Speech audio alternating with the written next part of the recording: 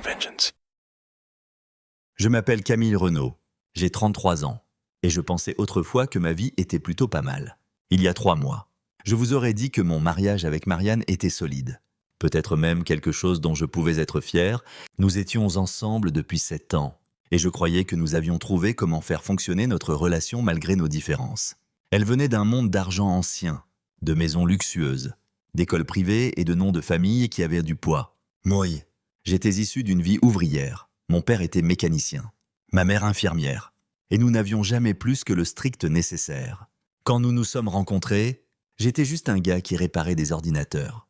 Et elle, une femme brillante et magnifique qui semblait se moquer de mes origines modestes. Je pensais que nous étions égaux, ou du moins je m'en étais convaincu. Mais avec le recul, je vois que les fissures étaient là, prêtes à s'ouvrir grand. Sa famille, sa mère Béatrice et son frère aîné Grégoire, ne m'ont jamais aimé. Chaque fois que j'étais avec eux, j'avais l'impression de passer une audition pour un rôle que je n'obtiendrais jamais. Ils souriaient, bien sûr, mais c'était le genre de sourire qui n'atteignait pas leurs yeux. Marianne balayait toujours ça d'un revers de main. 10 ans. Ils finiront par t'accepter. Camille, donne-leur juste un peu de temps. Je voulais la croire. Vraiment. Mais 7 ans, c'est long pour attendre que des gens cessent de vous traiter comme de la boue sous leurs chaussures bien cirées. Les choses étaient tendues depuis un moment. De petites disputes par-ci par-là. Mais rien que je ne pouvais gérer. Jusqu'à la réunion familiale annuelle à New York. C'était censé être un week-end de retrouvailles. Une occasion d'aplanir les tensions. Marianne m'a supplié d'y aller, disant que ce serait différent cette fois. Que sa famille me verrait pour qui j'étais vraiment. Je n'étais pas enthousiaste. Franchement, j'aurais préféré rester chez moi à réparer une douzaine d'ordinateurs portables, cassés, plutôt que d'affronter ses proches à nouveau. Mais j'y suis allé pour elle. Le domaine était une immense maison coloniale perchée sur une falaise, avec des escaliers raides et des pièces froides et résonnantes. C'était magnifique d'une manière qui vous faisait vous sentir petit, comme si vous n'aviez pas votre place à moins d'être né dans ce monde. Dès notre arrivée, j'ai senti le poids de leur regard. Béatrice m'a accueilli avec une poignée de main si molle que je l'ai à peine sentie. Et Grégoire a affiché un sourire en coin, comme s'il savait quelque chose que j'ignorais. Tout le week-end s'étendait devant moi comme un examen pour lequel je n'avais pas révisé. Et je ne m'étais pas trompé. Chaque conversation était un chant de mine. Je disais quelque chose de simple, comme à quel point le temps était agréable. Et Béatrice me corrigeait, disant qu'il faisait inhabituellement chaud pour la saison, comme si j'avais insulté la famille en ne le sachant pas. Grégoire en rajoutait avec un commentaire sournois sur mon travail, me demandant si j'avais déjà envisagé de grimper les échelons. Je riais pour détendre l'atmosphère, mais à l'intérieur, je bouillais. Marianne me disait de me détendre, qu'il ne pensait rien de mal. Mais je voyais dans ses yeux qu'elle savait qu'il le faisait exprès. Le deuxième jour, je comptais les heures avant de pouvoir partir. Je restais poli, gardais la tête baissée. Mais c'était comme essayer de retenir de l'eau yellow dans mes mains. Ça glissait. Le dîner ce soir-là était le point de rupture. Nous étions tous réunis autour d'une longue table polie, les bougies vacillantes, les couverts tintants, et je pensais pouvoir m'en sortir sans conflit. Marianne me serrait la main sous la table, comme si elle m'encourageait.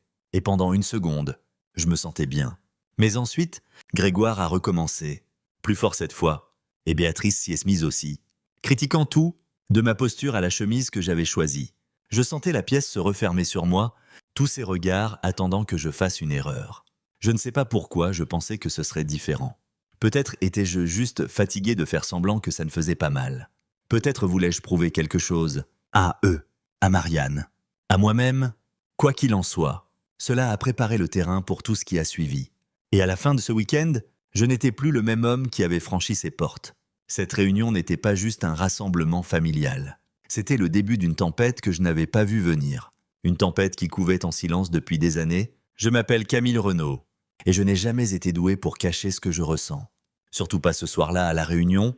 Le domaine familial à New York ressemblait à un décor de film, grand, ancien et froid, avec sa vue sur la falaise et ses escaliers interminables menant à des pièces où je n'avais pas le droit d'entrer. Marianne m'avait traîné là-bas, promettant que ce serait différent cette fois, que sa famille finirait par m'accepter. Je n'y croyais pas vraiment, mais j'y suis allé quand même, parce que je l'aimais et que j'espérais qu'un jour elle aurait raison. Toute la maison sentait l'argent et le jugement. Et dès que nous sommes arrivés, j'ai su que j'allais en baver. Grégoire, son frère aîné, m'attendait près de la porte d'entrée avec ce sourire narquois, comme s'il avait déjà gagné une partie dont j'ignorais les règles. Béatrice, sa mère, est sorti dans un nuage de parfum et m'a jeté un regard qui disait que j'avais sali ses sols impeccables. Même si mes chaussures étaient propres, j'essayais de secouer ça, me disant que ce n'était que quelques jours. Mais chaque pas dans cette maison me donnait l'impression de m'enfoncer dans un piège. Marianne me chuchotait « Souris, Camille, ils vont s'adoucir ». Mais sa voix semblait plus désespérée qu'assurée. Le dîner était le véritable test. Cependant, nous nous sommes tous assis autour de cette table immense, digne d'une famille royale, avec des bougies, des verres en cristal et plus de fourchettes que je ne savais quoi en faire. Je m'étais habillé correctement. J'avais mis une cravate, même si je détestais ça, parce que je voulais m'intégrer, ou du moins ne pas leur donner une cible facile. Les plats sont arrivés, des mets raffinés dont je ne pouvais pas prononcer le nom, et je gardais la bouche fermée, hochant la tête pendant qu'ils parlaient à de gens et de lieux dont je n'avais jamais entendu parler. Puis Grégoire a commencé « Alors, Camille », a-t-il dit, s'adossant à sa chaise comme s'il possédait le monde. « Toujours à bidouiller tes ordinateurs. Ça doit être agréable d'avoir une vie si simple. » Son ton était tranchant, et quelques cousins ont ricané. J'ai forcé un rire, disant que j'aimais mon travail, mais il ne s'est pas arrêté. « Tu n'as jamais pensé à faire quelque chose de plus ambitieux ?» a-t-il demandé, et je sentais les yeux de Béatrice sur moi, attendant que je trébuche sur ma réponse. J'ai marmonné quelque chose sur le fait d'être heureux où j'étais, et Marianne m'a pressé le genou sous la table, comme si ça allait m'aider. Ça n'a pas marché. La pièce continuait de bourdonner avec leur bavardage, et je me sentais comme un fantôme, présent mais pas vraiment là. Puis j'ai eu cette idée stupide de porter un toast, je ne sais pas pourquoi. Peut-être que je pensais que ça leur montrerait que je n'étais pas un étranger, que j'avais ma place à cette table avec ma femme. Je me suis levé, j'ai éclairci ma gorge et j'ai commencé à parler de gratitude, de la chance que je ressentais d'être dans leur famille. Je suis resté bref, simple, rien d'extravagant. Mais à mi-chemin, ses cousins ont commencé à rire. Pas fort, juste un petit rire mesquin qui s'est propagé comme une onde. Mon visage s'est enflammé, et je me suis arrêté, regardant tous ces visages. Certains amusés, d'autres ennuyés, aucun de mon côté. J'ai haussé la voix, pas en criant, juste fermement. Et j'ai dit « Je suis sérieux, je le pense ».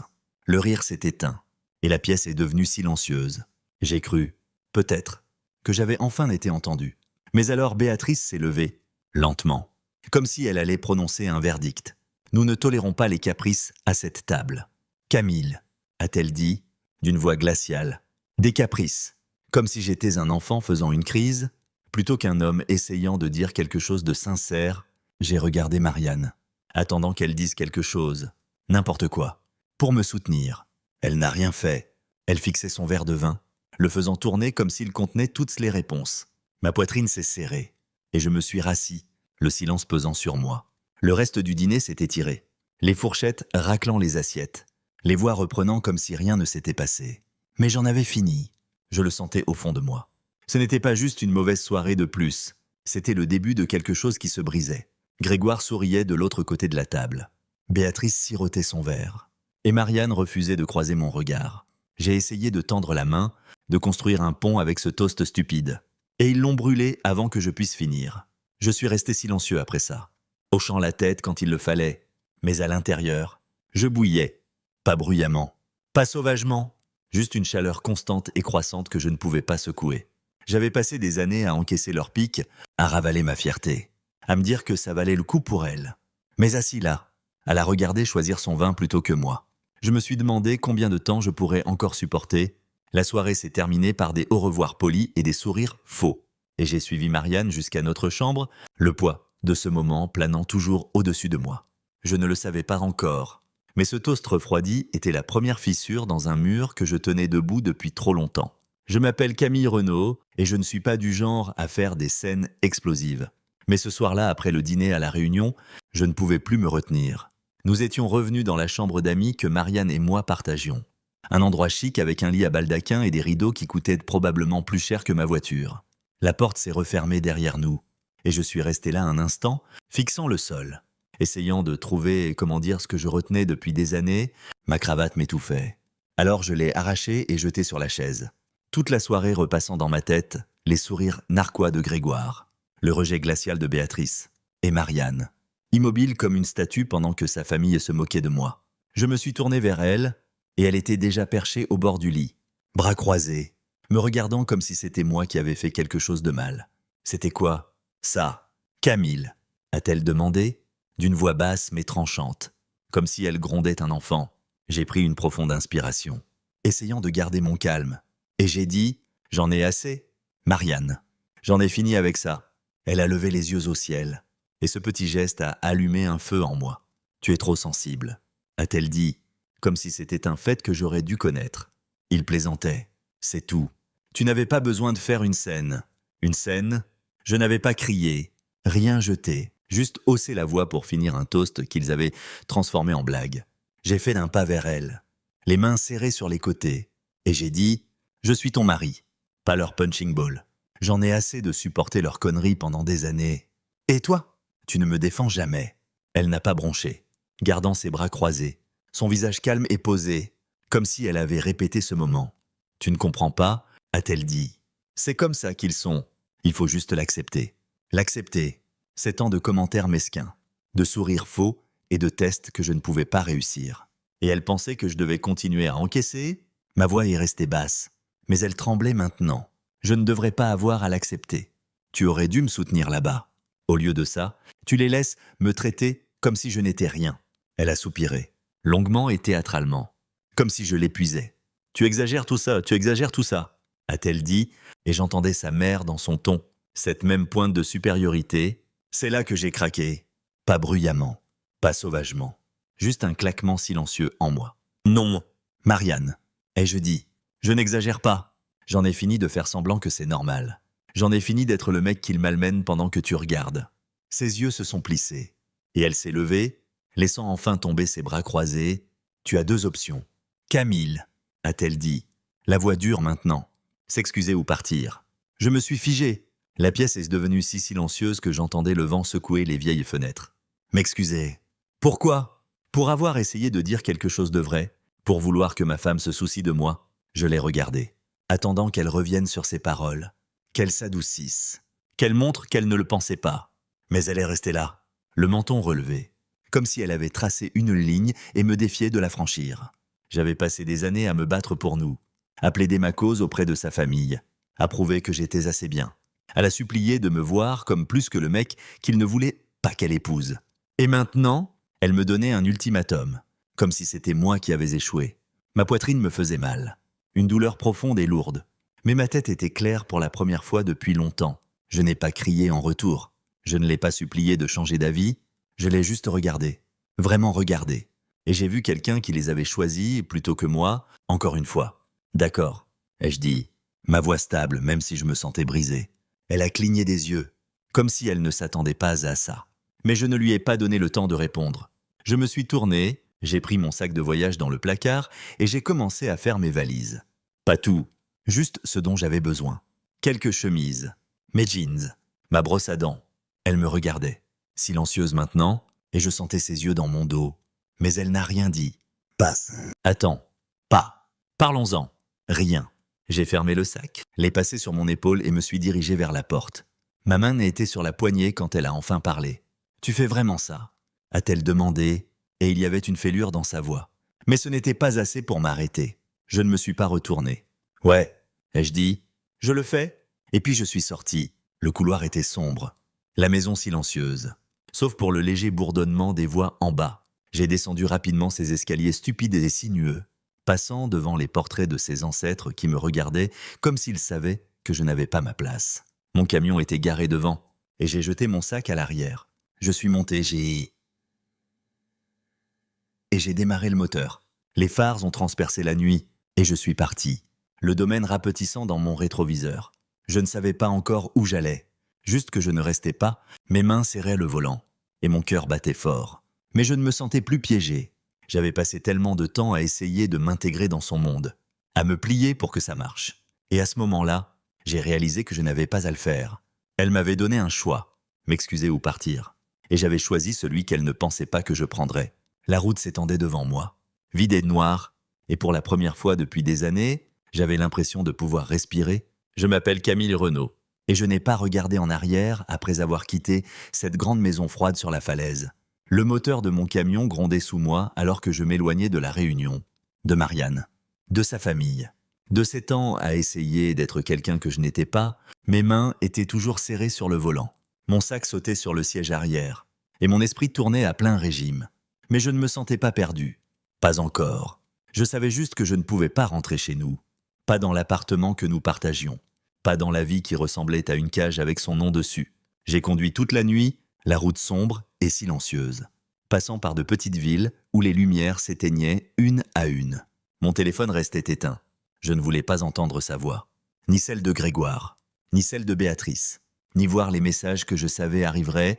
Après environ 2 heures, j'ai vu un panneau pour un petit aéroport, un de ces aérodromes régionaux qu'on rate si on ne fait pas attention. Ce n'était pas grand-chose, juste une piste et un petit bâtiment en briques. Mais quelque chose m'a attiré. J'ai garé le camion, pris mon sac et je suis entré. L'endroit était à moitié endormi. Juste un type ennuyé au comptoir et quelques distributeurs automatiques qui bourdonnaient dans un coin. Je n'avais pas de plan. Je ne savais même pas où je voulais aller. Mais quand je suis arrivé au comptoir, j'ai demandé « Quel est le prochain vol ?»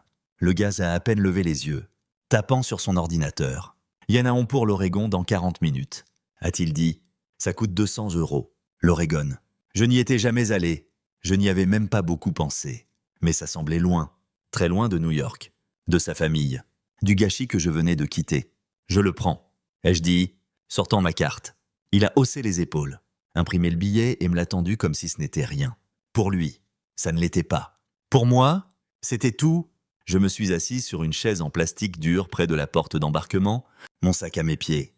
Regardant l'horloge défiler, mon cœur battait toujours la chamade.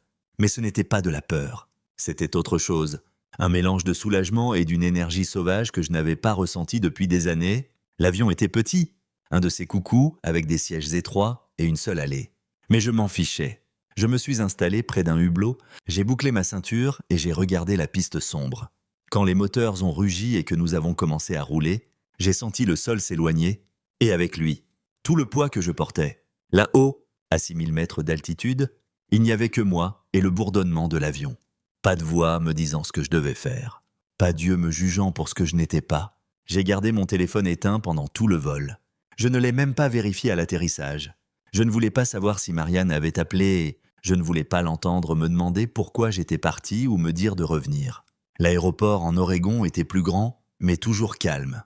Le genre d'endroit où les gens se déplacent lentement et ne posent pas de questions. J'ai loué une voiture avec du liquide, une berline usée qui sentait le café rance. Et j'ai roulé vers la côte. Je n'avais pas de carte. Juste une vague idée d'aller vers l'ouest jusqu'à atteindre Lolo. Le ciel commençait à s'éclaircir quand je suis arrivé. Gris et doux, avec la promesse du matin. J'ai trouvé un motel bon marché près de la plage. Le genre avec de la peinture écaillée et une enseigne au néon qui clignotait. La dame à l'accueil s'en fichait de savoir qui j'étais ou pourquoi j'étais là. Elle a juste pris mon argent et m'a donné une clé. La chambre était petite. Un lit, une chaise, un lavabo avec un miroir fissuré. Mais c'était à moi. Du moins pour l'instant. J'ai posé mon sac, retiré mes chaussures et me suis assis au bord du matelas, écoutant le faible son des vagues dehors. Mes mains tremblaient un peu, pas de froid, mais de l'excitation de tout ça. Je l'avais fait, j'étais sorti. J'avais acheté un billet et atterri à l'autre bout du pays sans plan ni excuse. Une partie de moi se demandait ce que faisait Marianne à ce moment-là. L'avait-elle dit à sa famille? Riait-il, disant qu'il savait que je craquerais? Je pouvais imaginer Béatrice secouant la tête, Grégoire souriant, et Marianne assise là, peut-être confuse, peut-être en colère, mais probablement pas à ma poursuite. Elle m'avait donné cet ultimatum, m'excuser ou partir, et j'avais choisi la porte qu'elle ne pensait pas que je prendrais. Je me suis allongé sur le lit, regardant le plafond taché, et j'ai laissé le silence s'installer. Personne ne savait où j'étais, personne ne pouvait m'atteindre. Pour la première fois depuis des années, je ne répondais à personne. L'air sentait le sel et la liberté. Et même si je ne savais pas ce qui allait suivre, je savais que je ne reviendrais pas en arrière. L'Oregon était une page blanche, un endroit où je pouvais respirer sans qu'on me dise que je le faisais mal. J'ai fermé les yeux, le son de l'océan filtrant à travers les murs fins, et j'ai pensé, c'est ça, c'est à moi. Le billet aller simple n'était pas juste un vol. C'était une ligne que j'avais tracée, et je n'allais pas la franchir à nouveau. Je m'appelle Camille Renaud. Et les premiers jours en Oregon m'ont donné l'impression d'être sorti de ma propre vie pour entrer dans celle de quelqu'un d'autre. Une meilleure, une plus calme. Je me réveillais dans cette chambre de motel bon marché avec le miroir fissuré et le son des vagues glissant par la fenêtre. Et pour la première fois depuis des années, je n'avais pas l'impression de devoir me justifier auprès de qui que ce soit. Mon téléphone était toujours éteint, enfoui au fond de mon sac. et je n'étais pas prêt à le rallumer. Je ne voulais pas savoir ce qui m'attendait. Les appels manquaient, les messages, ce que Marianne ou sa famille avaient à dire, je voulais juste le silence. Et l'Oregon me l'a donné. Après une douche rapide dans cette minuscule salle de bain, j'ai pris mes affaires et je suis parti, décidé à trouver quelque chose de plus permanent. La dame à l'accueil n'a même pas levé les yeux quand j'ai rendu la clé. Et j'ai aimé ça. Pas de questions, pas d'histoire. J'ai roulé le long de la côte dans cette berline louée, l'océan à ma gauche, gris et sans fin, et les arbres à ma droite, grands et verts d'une manière que je n'avais pas connue à l'est. C'était beau, mais pas de manière ostentatoire, juste constant, comme s'il n'avait rien à prouver. Je me suis retrouvé dans une petite ville, un de ces endroits avec une seule rue principale et quelques boutiques qui semblaient être là depuis toujours. Il y avait une pancarte dans une vitrine. Studio à louer, 600 € par mois. J'ai garé la voiture, appelé le numéro et rencontré un gars nommé Thomas qui sentait le poisson et m'a donné les clés après que je lui ai donné du liquide pour le premier mois. L'endroit n'avait rien d'extraordinaire. Une pièce avec une kitchenette, une salle de bain et une vue sur l'eau, ça si on se penchait juste bien par la fenêtre. Mais c'était à moi. J'ai posé mon sac sur le sol, me suis assis sur le canapé bosselé et j'ai poussé un soupir que je ne savais pas que je retenais. Ce premier jour, j'ai marché jusqu'à la plage, les mains dans les poches, le vin tirant sur ma veste. Le sable était froid sous mes chaussures, et les vagues roulaient lentement et régulièrement, comme si elles me disaient de prendre mon temps. Je me sentais plus léger que je ne l'avais été depuis des années, comme si tout ce poids de la famille de Marianne, leurs pics, leurs règles, leurs attentes, était resté à New York. J'ai pris quelques petits boulots d'informatique en ligne, des trucs faciles que je pouvais faire de n'importe où, et j'ai acheté des courses dans un petit magasin où la caissière m'a souri comme si j'étais déjà un habitué. C'était simple, et simple. C'était ce dont j'avais besoin. Au 3e jour, la pèse a commencé à se fissurer. J'avais laissé mon téléphone éteint. Mais la curiosité, ou peut-être la stupidité, a pris le dessus, et je l'ai rallumé. L'écran s'est illuminé avec des notifications, l'une après l'autre. Comme une tempête qui s'annonçait, Marianne avait appelé 10 fois, laissé des messages vocaux que je n'ai pas écoutés. Grégoire m'a envoyé un texto. « T'es vraiment un numéro de partir comme ça ». Le message de Béatrice était plus long. Quelque chose sur le fait que j'avais déshonoré la famille et abandonné mes responsabilités. J'ai tout parcouru, l'estomac noué, mais je n'ai pas laissé ça s'enfoncer trop profondément. J'avais déjà entendu leur colère, leurs reproches, et je n'allais plus les porter. Il y avait aussi des messages de ma sœur, Inketz, et quelques-uns de mon pote Dorian, juste pour prendre des nouvelles. Je leur répondrai plus tard, mais pas encore. J'ai supprimé les conversations de groupe familial que Marianne m'avait forcé à rejoindre. Ces filles interminables de ses cousins planifiant des brunchs et de sa mère envoyant des rappels passifs-agressifs sur l'étiquette. Mon téléphone semblait plus propre après ça. Comme si j'avais frotté une couche de crasse, les appels ont continué. Cependant, encore Marianne, puis Grégoire, puis un numéro que je ne reconnaissais pas, mais que je supposais être celui de Béatrice utilisant le téléphone de quelqu'un d'autre. Je n'ai pas répondu. Je n'avais pas besoin d'entendre la panique ou la rage. Pas besoin de savoir s'il me maudissait ou pleurait. Je connaissais déjà le scénario. J'étais le méchant, le lâcheur, celui qui ne pouvait pas encaisser. Très bien. Qu'il pense ça. Je me suis assis à la petite table dans mon studio. J'ai ouvert mon ordinateur portable et j'ai tapé un email à Marianne. Ce n'était pas long, juste quelques lignes. Je vais bien. Je ne reviens pas. Si tu as besoin de me contacter, parle à mon avocat. Je n'avais pas encore d'avocat. Mais j'en trouverai un bientôt. J'ai cliqué sur envoyer, fermé l'ordinateur et me suis adossé à la chaise. Regardant le plafond, pas d'excuses, pas de justification, pas de place pour qu'elle argumente. C'était tout. La dernière chose que je lui dirais pendant un moment, peut-être pour toujours. Le téléphone a encore vibré, mais je l'ai éteint et jeté sur le canapé. Dehors, le ciel virait au rose au-dessus de l'eau, et je suis sorti sur le petit balcon, respirant l'air salé. J'entendais les mouettes et le faible bourdonnement d'un bateau au loin. C'était ma vie maintenant, calme, à moi, sans les règles de quelqu'un d'autre. Je ne savais pas combien de temps ça durerait, ni ce qu'il ferait ensuite. Mais pendant ces premières 48 heures, j'avais trouvé quelque chose que je n'avais pas eu depuis des années. La paix, le silence n'était pas juste l'absence de bruit. C'était l'absence de leur voix, de leurs exigences, de leur jugement. Ils disaient tout ce que je ne pouvais pas mettre en mots. J'avais marché et je ne regardais pas en arrière. Les vagues continuaient de rouler, régulières et sûres, et je les laissais m'envelopper, noyant le passé à chaque fracas. Je m'appelle Camille Renaud, et après une semaine en Oregon, J'ai commencé à sentir que la poussière retombait enfin, pas seulement autour de moi, mais en moi aussi. Ce petit studio près de la côte était maintenant chez moi, avec ses planchers grinçants et la brise salée qui glissait par la fenêtre chaque matin. Je me réveillais au son des vagues, faisais du café dans une tasse ébréchée que j'avais achetée dans une boutique d'occasion, et m'asseyais à ma table avec mon ordinateur portable, prenant des petits boulots d'informatique pour payer les factures. Ce n'était pas glamour, mais c'était à moi, et ça suffisait. À New York, je pouvais seulement imaginer ce qu'ils disaient de moi. La famille de Marianne avait une manière de tout transformer en une histoire où ils étaient les victimes. Et moi, le méchant qui était parti en furie et les avait laissés en ruine. Il nous a abandonnés. Pouvais-je entendre Béatrice dire, sa voix dégoulinante de cette fausse douleur dont elle était si douée.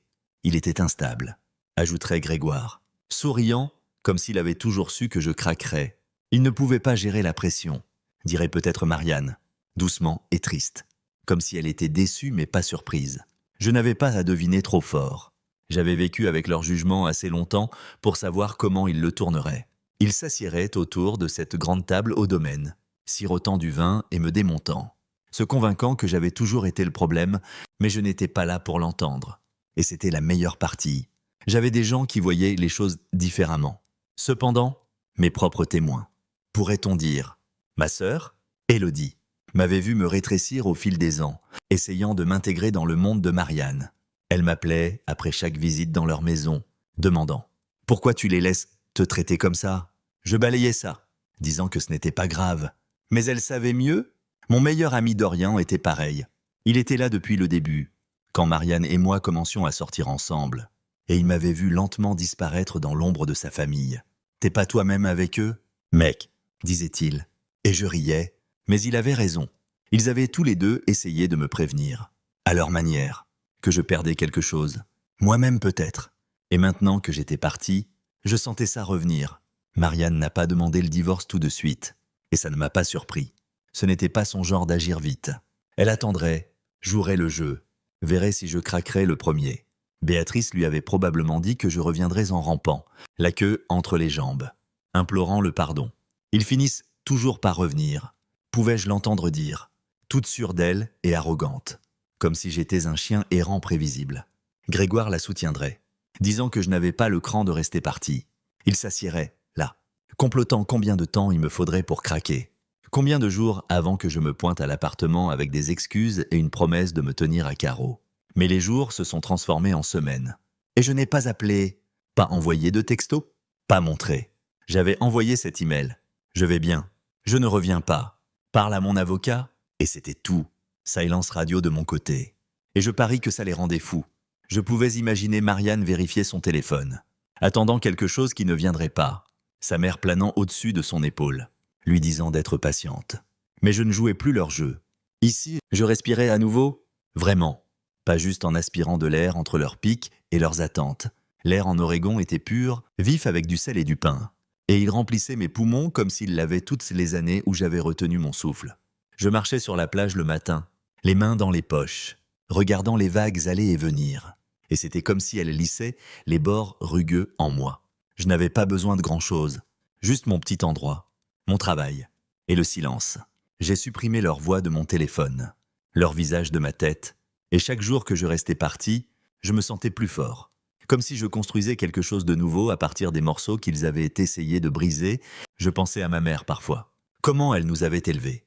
Élodie et moi, seuls après la mort de papa, travaillant de longues heures à l'hôpital pour nous nourrir. Elle ne s'excusait jamais pour qui elle était, ne pliait jamais pour correspondre à l'idée de quelqu'un d'autre. Et j'avais oublié ça de moi-même quelque part en chemin. La famille de Marianne m'avait fait me sentir petit. Comme si je devais prouver que je valais quelque chose. Mais ici, je n'avais rien à prouver. Les gens que je rencontrais, le gars à l'épicerie, la femme qui tenait le café dans la rue, ne se souciant pas d'où je venais ou qui j'avais épousé. Ils hochaient juste la tête, disaient bonjour et me laissaient être. C'était simple. Et simple. C'était la liberté. Je gardais mon téléphone éteint la plupart du temps maintenant, ne l'allumant que pour vérifier avec Élodie ou Dorian, qui m'avaient tous les deux encouragé quand je leur avais dit que j'étais parti. Il était temps, avait dit Élodie, et Dorian avait juste ri, disant « Je savais que t'avais ça en toi ». Ils étaient mes ancres, ceux qui me rappelaient que je n'étais pas fou d'être parti. Marianne pouvait attendre autant qu'elle voulait. Sa famille pouvait raconter ses histoires. Mais je ne reviendrai pas. La poussière était retombée. Et j'étais toujours debout, plus fort, plus calme, et enfin libre. Je m'appelle Camille Renaud, et 2 mois après mon arrivée en Oregon, j'ai dû retourner à New York. Pas pour rester, pas pour arranger les choses, juste pour récupérer ce qui était à moi. Je vivais léger dans ce petit studio près de la côte, travaillant sur mes gigs en freelance, respirant l'air salé.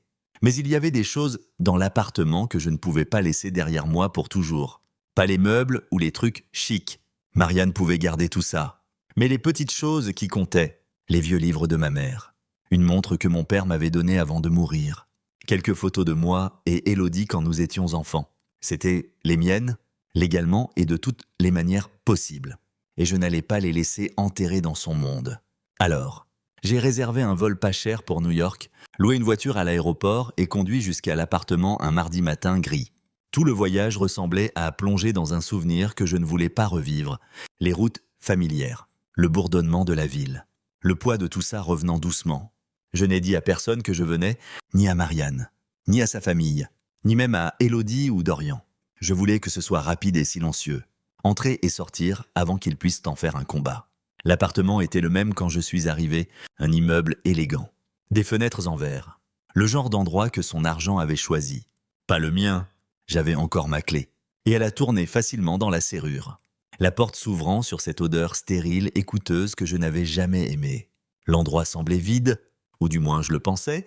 Les chaussures de Marianne n'étaient pas près de la porte. Son manteau n'était pas sur le porte-manteau. J'ai poussé un soupir et me suis mis au travail. Sortant quelques boîtes du placard et commençant dans la chambre. J'ai pris les livres sur ma table de nuit, la montre dans le tiroir et une poignée de vêtements que ça ne me dérangeait pas de prendre.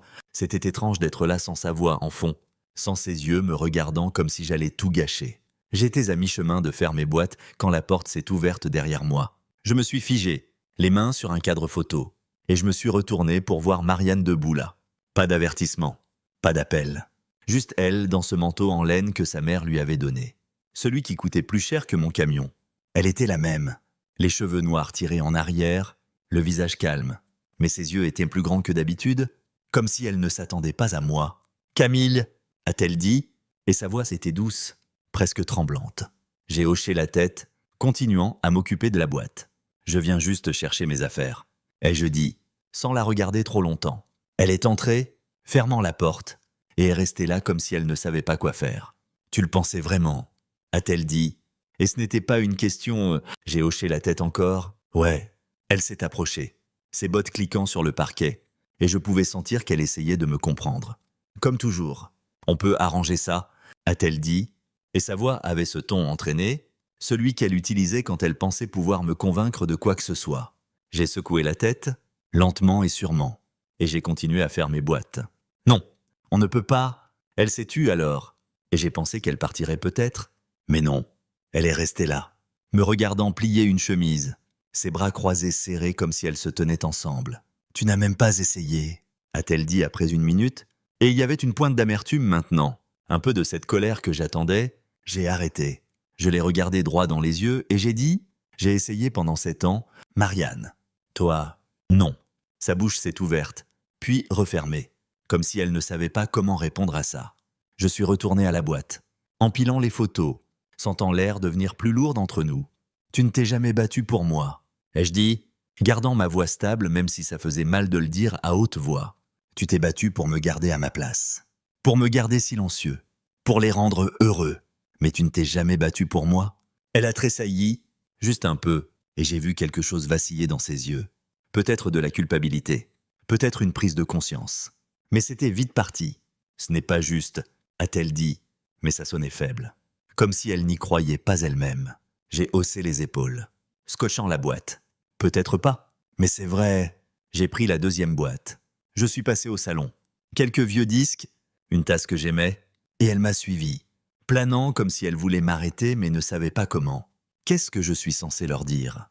a-t-elle demandé, et je savais qu'elle parlait de sa famille. « Je n'ai pas levé les yeux, ceux que tu veux. » Je m'en fiche maintenant.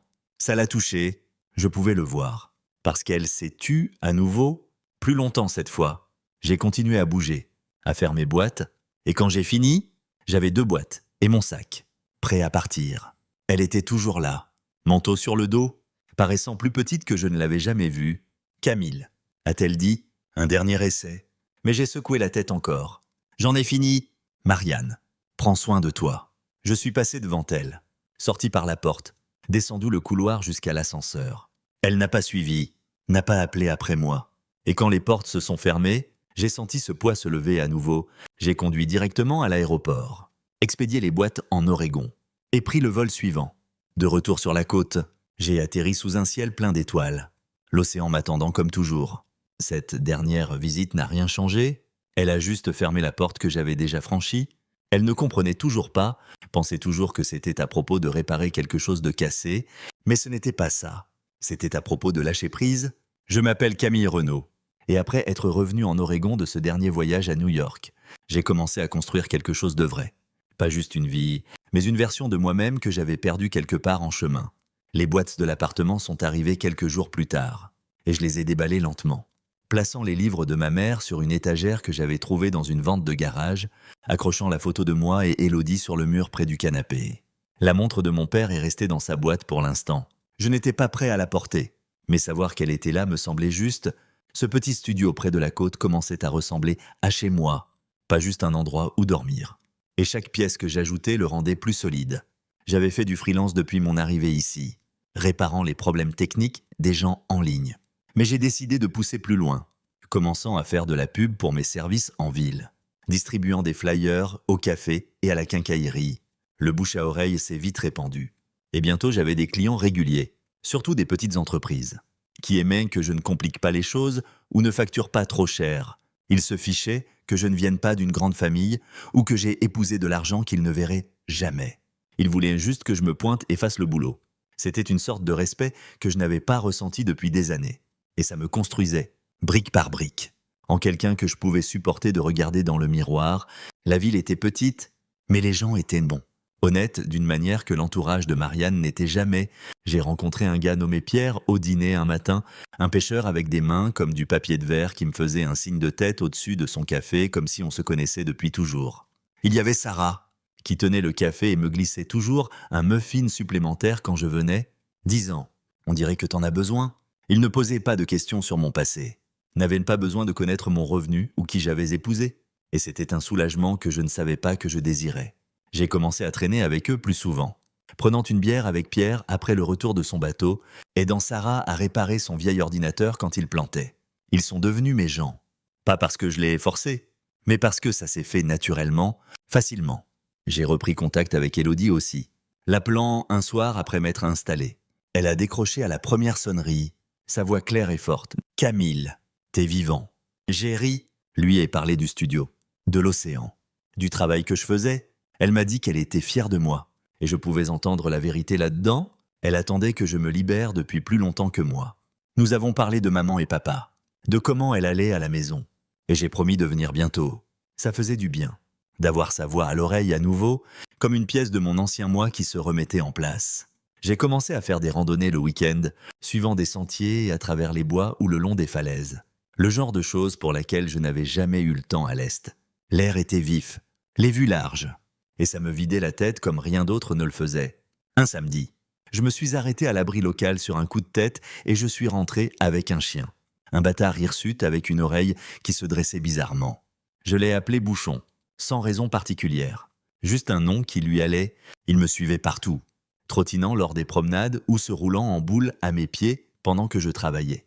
Il ne demandait pas grand-chose, juste de la nourriture, une caresse sur la tête, une petite course sur la plage.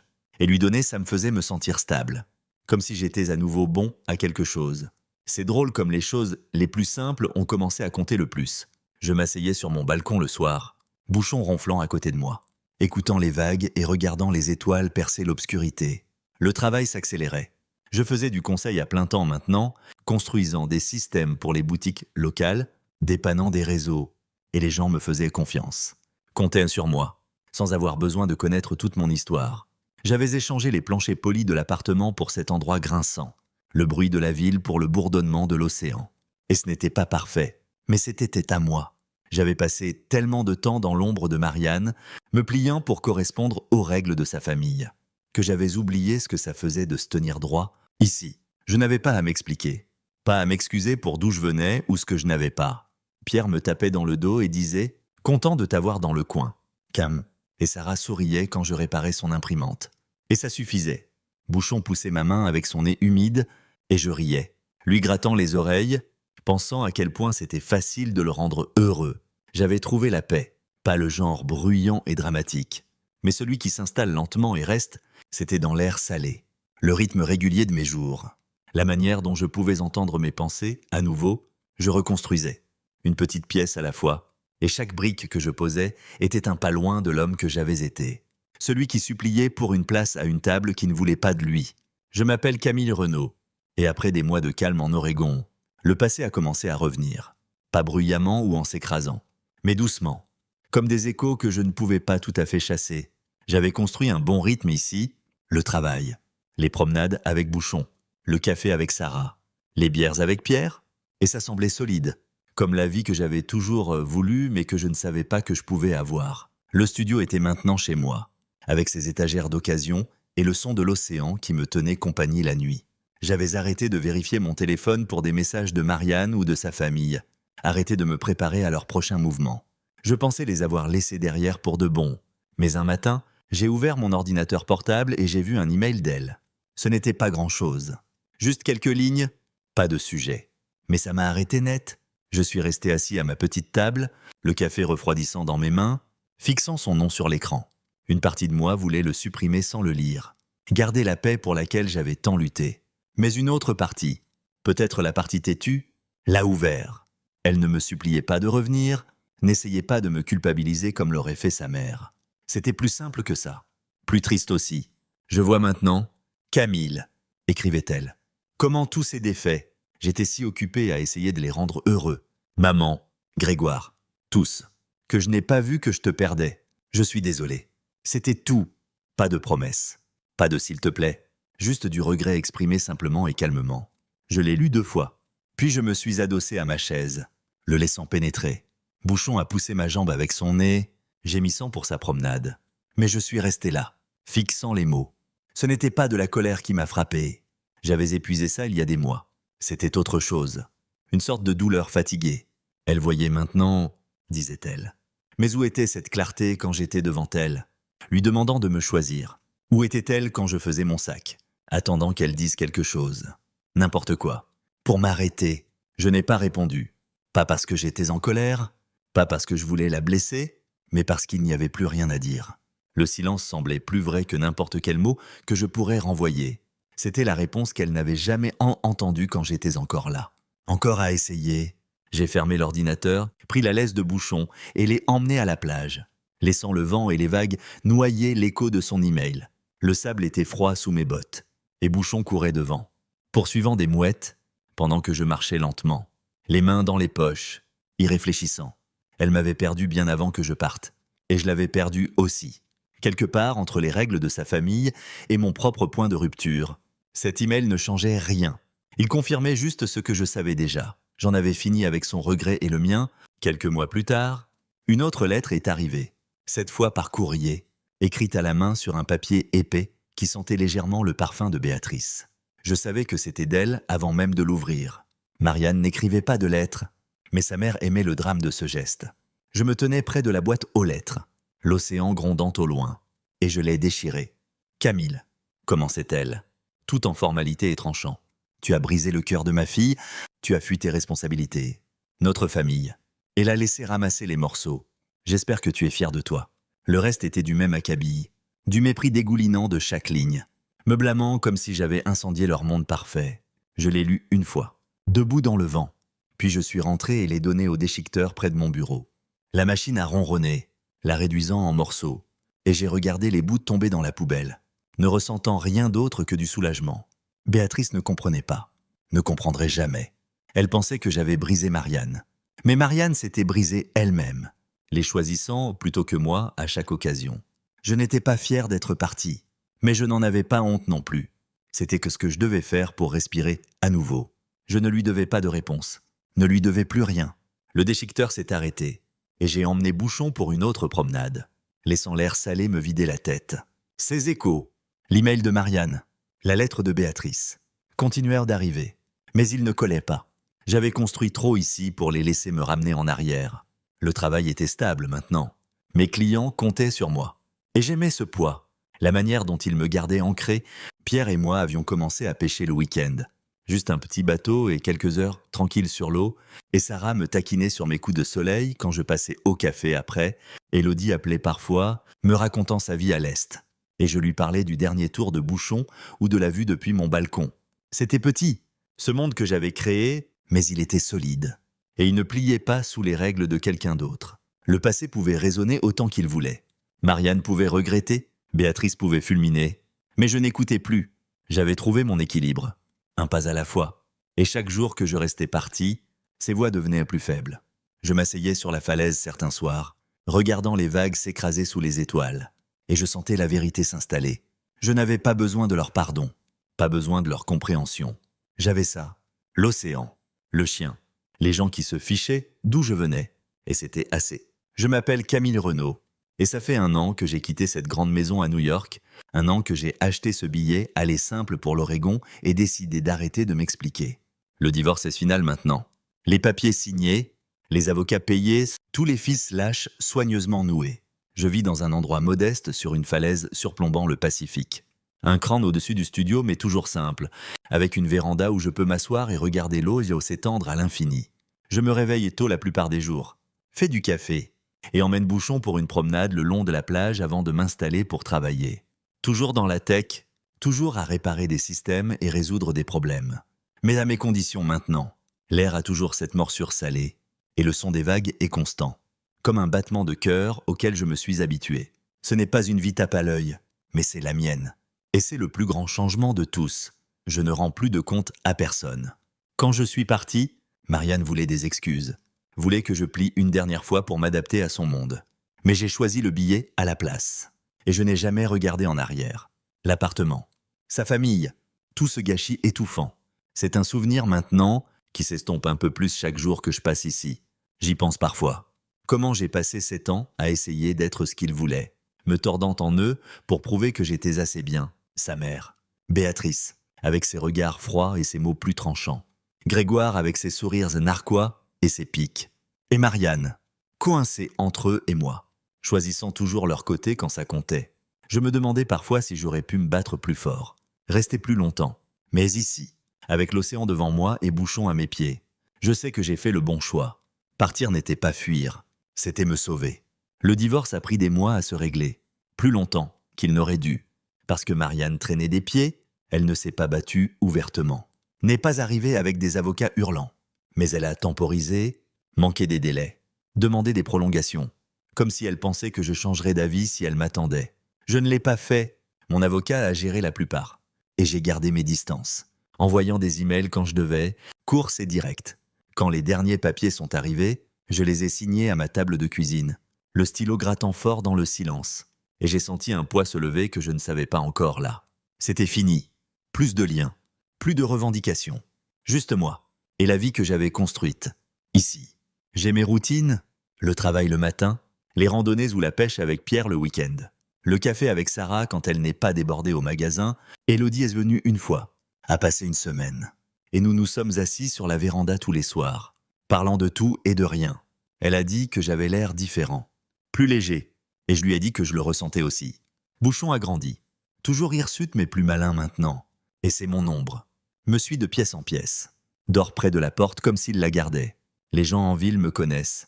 Pas toute mon histoire. Juste les parties qu'on partage. Et ils n'en demandent pas plus. Pierre m'appelle Cam.